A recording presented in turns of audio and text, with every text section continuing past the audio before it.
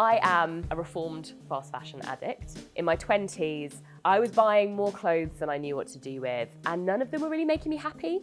And I had this kind of watershed moment where I moved house and I was pulling things out of wardrobes and cupboards and thinking, I don't even remember buying this. And that was one of the catalysts for me to realise I had to change my shopping habits. At the same time, as a fashion journalist, I was reading more and more about the reality of the fashion industry, and it was becoming harder to ignore the fact that the reason those clothes are so cheap is because somebody else was paying the price. I think it's important to say that secondhand clothing is not the only sustainable fashion solution, but it is a really important one.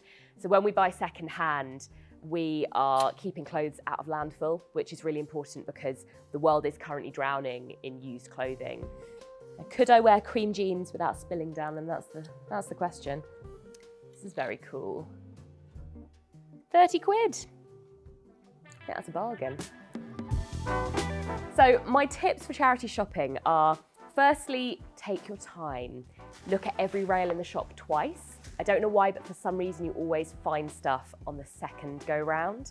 I would also say look for what I call the golden rail, where the particularly high-end labels live, maybe the vintage. Make friends with the staff in your local shop, because you never know, they might be kind and put certain things aside for you or give you a little heads up when things come in.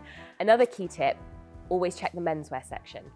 Often it's where you'll find the really good quality cashmere jumpers, things like that.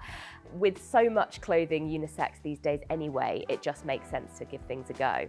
And also don't be afraid to alter clothes. Find a good local tailor and think, what could I do with this item? And that will just give you so many more options.